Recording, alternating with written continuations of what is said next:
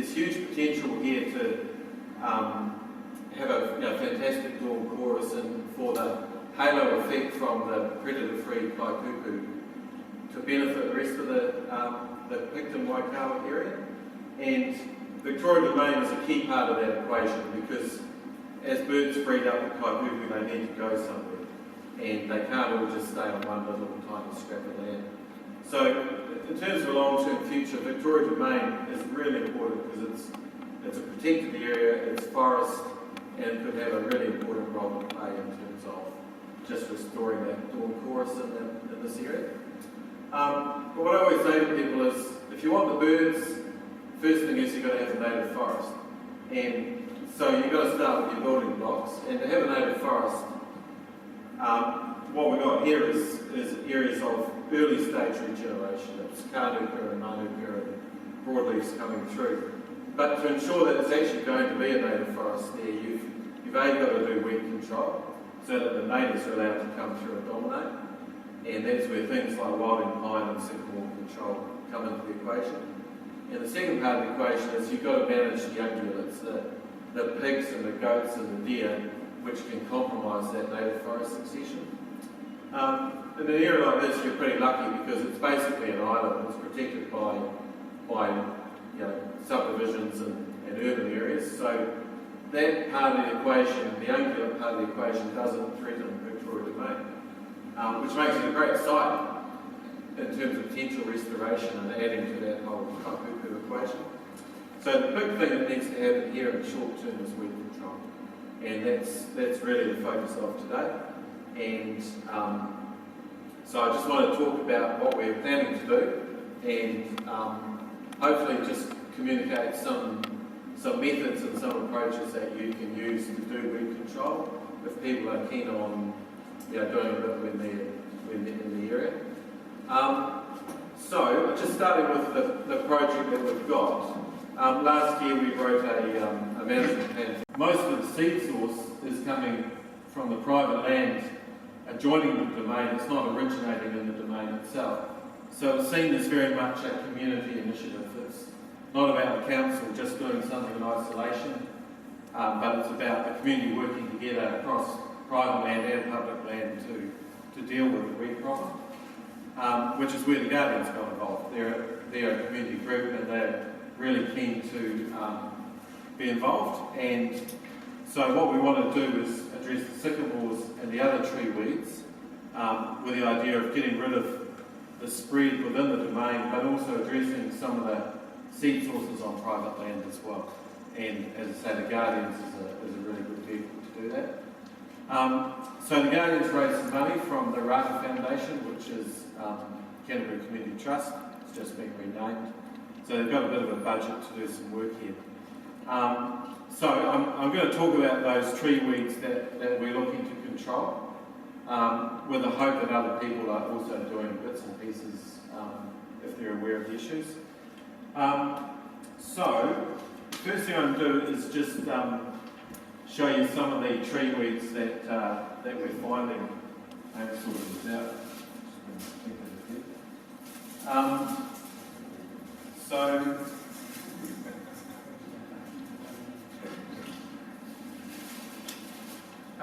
Apologies if you all know what these are, but I'll pass them around. So there's your sycamore, and that's the main focus of what we're doing. But in all those areas where there's sycamore, we're finding cotoneaster, which is very common, and that's a bird spread one, and holly, which is again bird spread, and hawthorn.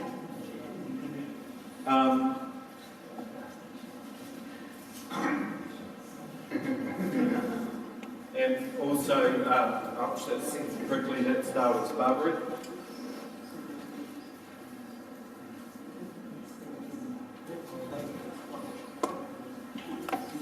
And there's quite a few Douglas fir appearing, which I'll talk about separately. And also wilding pines. There's Pinus radiata. This area had a lot of radiata historically, and grey willow down the Hampton Street.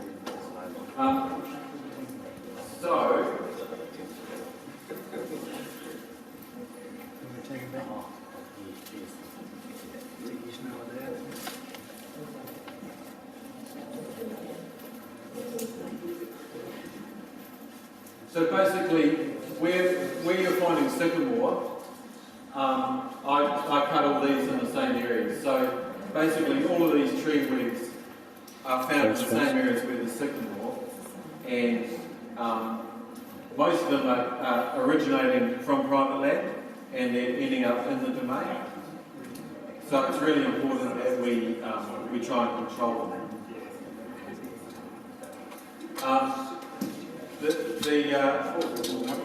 The one different one there is the Douglas fir, because there is a plantation of Douglas there, which I think you guys are looking to remove at some point. But certainly that and the radiata, because this had historically had radiata plantations on the domain. Those are originating within the site, so they're residual. But everything else is coming on private land. So I'll just let those circulate.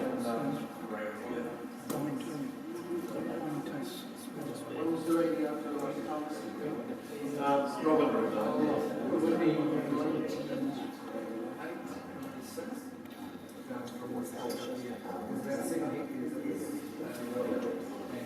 That page of the road, Loop Road, I come back now. What's the use?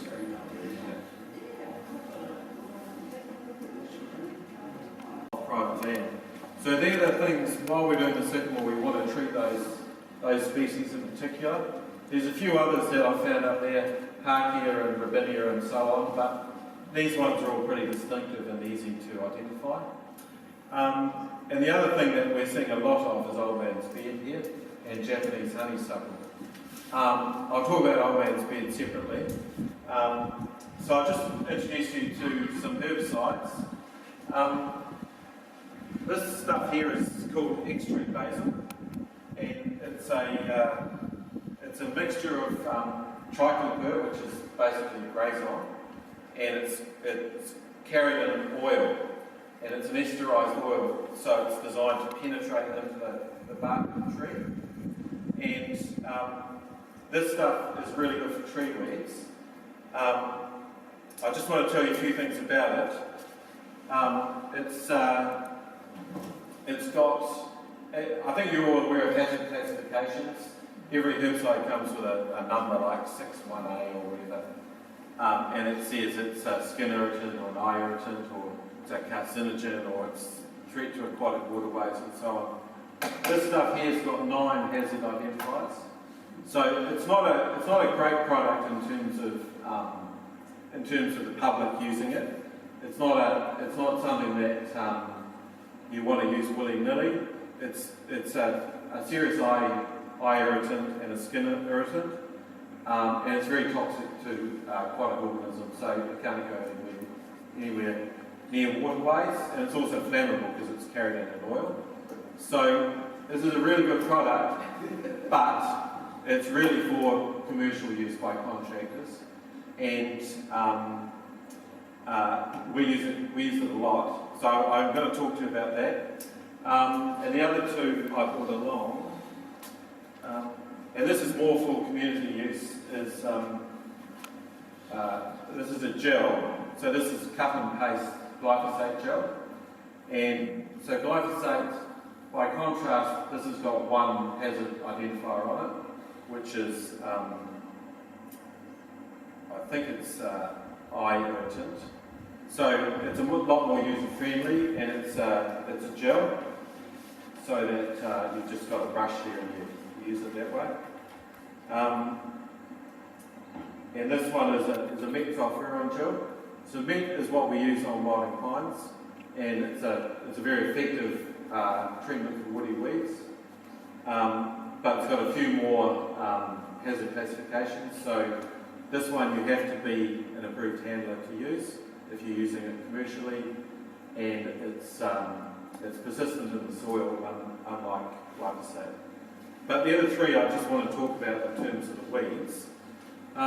So the way I would recommend, because there are some contractors here as well as members of the public, if you're going to use this on woody weeds, the advantage with it is that everything I showed you there, it's one size fits all. It'll kill everything basically. You can use it on anything that basically is woody, because grazon is very, very effective. So it's a single treatment and you can use it two ways. And the first way is this is just a 2 litre hand pump. I'm not going to demonstrate it here, but you can just spray it at low pressure onto the trunk of the woody weeds. So it's called basal bark application, and it would kill that pine tree we can see there. So basically, you work out you look at the diameter of the trunk, and let's say that's the diameter. Then you'll put a collar of that stuff at twice the diameter. So let's say a collar that thick on a trunk that size. It's got a penetrant in it, so it soaks through the bark, and it will it's like chemical rebarking basically. It will just kill the tree dead. On sycamore, this stuff works really quickly. Sycamore's got a very thin bark. So this stuff is really good in terms of being able to walk through the bush, with something like that 2 litre hand pump. And it doesn't matter what the species is, it will work on that species. It'll work fine on old man's bed as well, for example. So in terms of contractors, it's a really good method for if you're doing work here. The downside, as I say, is that it's not necessarily a user-friendly product. You need to wear your PPE and be careful how you use it. You can also use this if you do the cut stump method. So you're cutting the woody weed off at the base. You need to stump treat it. So you just use your pump and just put a squirt on the cut stump, and it will work really effectively. This is what I'll be saying to our contractors to use for the Guardians Sycamore program, which, as I say, has been funded by the Rana Foundation. So we know if you use this, it's absolutely going to work. It's very effective. The one thing about it is if the trunk of the tree is wet or it's got frost on it, it'll form an emulsified layer, and this stuff won't penetrate. It's very easy to tell because the film will go white. So really the key limitation is you don't want to use it if it's just been raining. If it rains 10 minutes afterwards, it's no problem because it's already absorbed in. And the other thing is, and same with when we do the pines and the sounds, if you're putting it on the trunk, you're killing the tree standing and you're leaving it standing. So if there's a big sycamore on the top side of a walking track, it's not the kind of tree you want to kill and leave standing because at some point it's going to fall over. So it's better that tree's cut in the first place and just stump treat the tree. So this is what we're using for the Guardians program. Guys like Billy, I think it's a really good tool because you don't really have to consider too much what the species is. And as I showed you, there's all kinds of woody weeds in the domain that need treatment. The more user-friendly way to go are these gels. So in terms of members of the public, this is what I'd be recommending, is the gels. What I didn't say about these is that if you go to buy the 10 or Bunnings, you'll see pyrite glyphosate gel. Don't buy those products, they're crap. Okay? This stuff is 120 grams a litre. That pyrite stuff is 7.2 grams a litre. So, in terms of treating a woody weed, just don't go and buy the rubbish from the minor team or whatever. This stuff, the guy actually, he lives on Waiheke Island, and he's a bit of an old hippie, as they all are up there, and he used to work as a park ranger for Auckland Regional Council, whatever they're called now. And he developed this because he wanted a good method, and it's all made and sold out of his website on Waiheke Island. A lot of contractors use it. It's really good stuff, and especially because of the toxic loading of it. So this is the glyphosate gel. So if you're doing any vines like banana passion fruit or old man's bed, this stuff is fine to use. It will absolutely kill them. And all you're doing is cutting the stump and just it's got the applicator brush, and you just put a layer on gel on the cut stump, and you want to do that pretty much straight after you've cut it, not half an hour later. And so really safe to use. It's glyphosate, it's not persistent in the soil. It's a gel, it's not going to get into waterways or whatever. So basically I've just been wearing gloves when I'm using that, and that's all you need. And that will do most of your woolly weeds, but not necessarily all of them, and I'll get to that. And so the other gel, which is made by the same guy in Waihi Island, this is a metsulfuron gel. So this is probably more suited to those woody weeds, especially the ones that coppice a lot. So what I'm saying is if you cut them and they're going to re-sprout, this is a better product to use because it will stop that effect happening. So what I see a lot of is that in one of these is an example of it. So we cut this right at ground level. So someone had previously cut it and they hadn't stump treated it, and it's just come away. And there's heaps of sycamore in the domain like that. So the sycamore, the holly, the grey willow, the Cotoneaster, and Chinese privet, so those ones there are all ones that will just come away. If you cut them and don't stump treat them, they're just going to come away again. So in that situation, this mint gel, I would recommend that you use that stuff. With the others, you can use glyphosate or mint gel. But this is a good product to use. And the thing about this is if you can just put it in your pack basically. It's got the cap and it's a good safe product to use. There is, someone mentioned it before, there is another gel which is quite light to use, it's called vigilant gel. And that's really good, it's really good on these hard to kill ones. But the active ingredient is picloram, which is, we try not to use it because it's a very resistant chemical. It is really good for those hard to kill things, but it's not something we encourage people to overuse. If you can get away with a mint gel, I would recommend that, and I'm sure you'll find that works fine. So basically, to summarise, especially for contractors, this extra stuff, this is what we're going to use, and we'll get through a lot of that bush areas really quickly and treat everything. If you're just doing your own bits and pieces, and you might not have grow safe and approved handlers or a lot of PPE and so on, I recommend just cutting them and treating them with a gel. And so this mint one is probably going to do a wider range of the 100 ones than the glyphosate one. But glyphosate is good if you're just doing so that's a bit of an overview. In terms of price, this that's $26 from the website. That one there is about $22, I think. So they're pretty cheap. And this stuff is about, depends if you get a deal,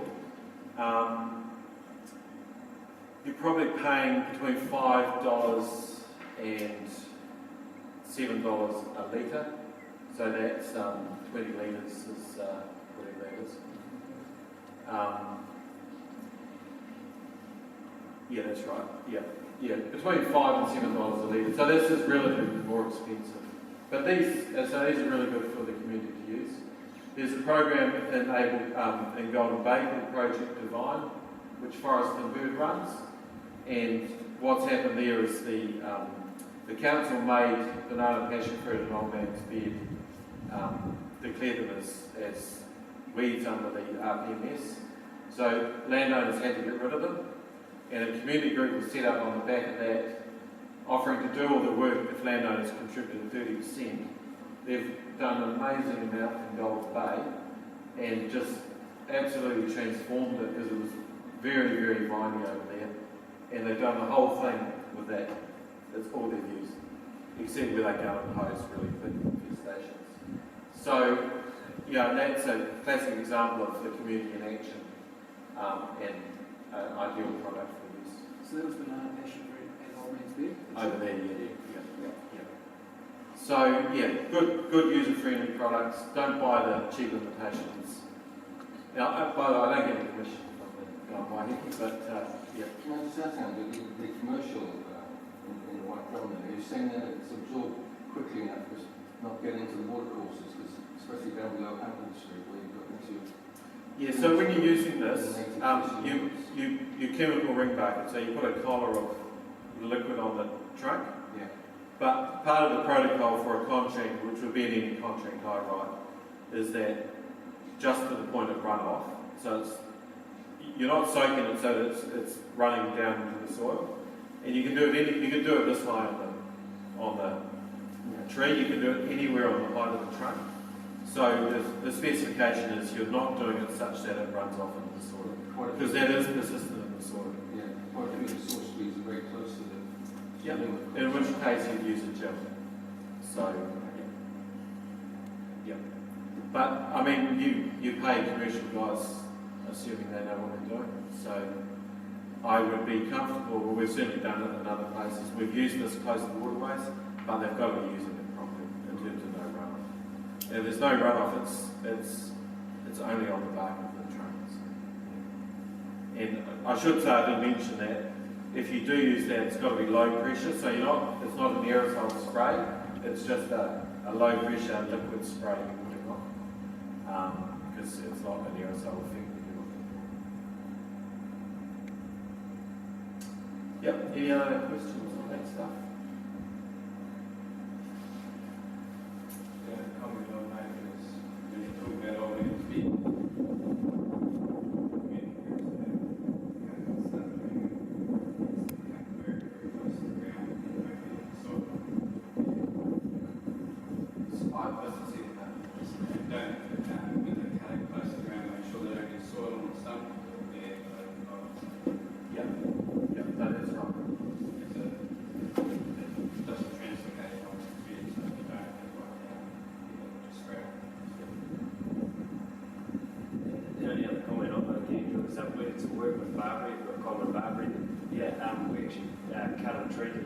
cut and stump treated with cut and paste and vigilant gel, like big old man barberries. Yeah, and they all regrew. They sat for about 12 months, they sat for 12 months and never moved, and then they all regrew. No, it doesn't work either. Yeah, we've proved it doesn't work. Yeah, so kill young stuff, but we're doing some label testament and we're putting this stuff on. Yeah, I was going to say that will kill all the greys on diesel. But I would say a small one. Oh, young stuff. I reckon you get a small one. Yeah, but the big old man ones, they'll just shut down and they'll sit for 12 months and then they'll grow again. We've got some and this stuff kills just about everything. I really struggle to find anything that'll work on agapanthus and all kinds of things. But it's not a great user-friendly product, so yeah. But no, that's a good point. Yeah. I was just there, like people will be disappointed if they use glyphosate and the meat gel and they'll find it'll regrow. Yeah, I reckon that meat gel would work, but on the smaller ones. Yeah, I'll be surprised on big stuff like we've gun sprayed like big barberries with meat and they've all just regrown again. Yeah, no, it's one of the hardest weeds you need to kill. So with the old man's beard, if you were to cut, a decent sized one off where it goes into the ground, as you know, it goes along and it's got roots all the way along. So if you cut it off and you gel or put your diesel Grazon mix on it, will that kill even though it's got root sources all the way along? It'll kill the whole thing. Should do. No, Yeah.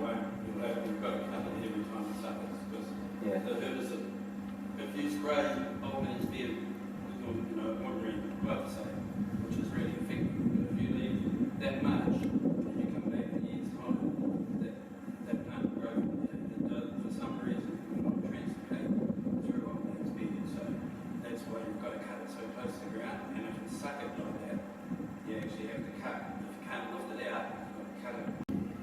Yeah, they've done training with layout trees. They spray, we went down to the lower end of exotic trees, gun sprayed the whole area, and everything was dead except from above where the gun could get. And went through and cut those and sprayed the regrowth a couple of years over to the ground. It's easy to kill, but you've got to do it right.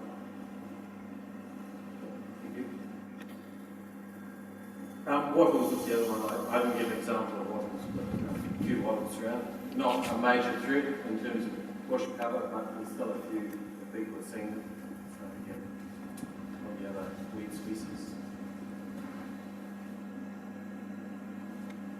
Yeah. So, any other questions? When you talk about the ones like this one here in the 20 litre container, you spray on the outside, looks like such as the bark, is there anything obvious to show that the tree is being treated? Or was it just It kind of darkens up as you spray it on and absorbs, it darkens up. Some people tag the tree with dazzle and stuff, but generally after about 5 minutes that colour is quite obvious. Like you can see it and you can smell it too. This has got, I don't know if I mentioned, the oil here is McDonald's canola oil, and they esterise it and make it into the carrot. And it's got a very distinctive smell. How do your contractors find the smell of it? Well, in the old days we used graze on a diesel and they hated that. Yeah, some people don't like it, but it's an acquired smell, I think. Yeah. But there is we're working with a guy in Mott, he's producing biodiesel, which we're looking to make our own brew with biodiesel. And biodiesel's, it's pleasant to use and it's cheap, and the guys seem pretty happy with that. So that might be, even here, we get a source of biodiesel, we might just fix our own. But no, when we did the early days with diesel, everyone hated using it. But this one not so bad. Bit of a change of weed species, but Angus, what do you find best for that? Because we've got a fair bit of that sneaking around as well. Yeah. Someone else might have a better off the top of my head. There's 3 ways of killing it. The forestry guys will use Belcar granules. Yeah, they flatten it, but it's quite residual. Yeah, but there's also glyphosate will drop it, so it'll delete. Yeah, but gelate's a hell of a lot more expensive than glyphosate, which we'll discuss. Yeah, but we often find it will come away again with glyphosate. We have to go to a second time. But is there a lot in the domain? No, there was a bit out in Roman Street here, but I think it's largely under control there. It's quite a bit up Green's Valley and very few areas around. And it's insidious again, it just, you get a few plants and then away she goes. So it's just sort of naming it in time. Stopping the spread. Water was a big, you said water wasn't a problem, but it's a pretty big problem around this area. Yeah, well, yeah, they've seen a lot of wattles on this side. When I said it's not so much of a problem in Victoria Domain, wattles don't do well once you've got a sort of broken bush cover or a native coming through, and they're quite short-lived. So wattles are getting in here, they're not going to contribute to a long-term transformation of that ecosystem, but they're a transitory presence is the way I describe them. So it's nice to get rid of them, but they're not a game changer in terms of the domain. But yeah, I mean these areas here, that's a different kettle of fish.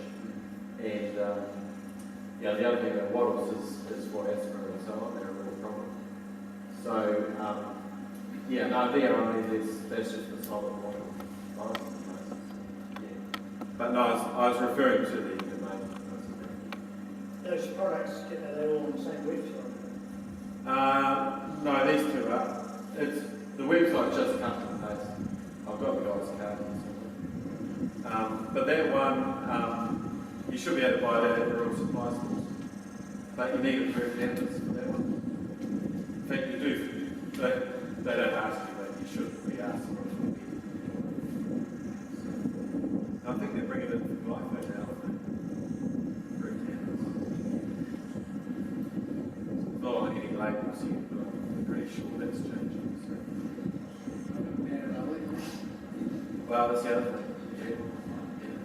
Might have to do something. What other countries have found forest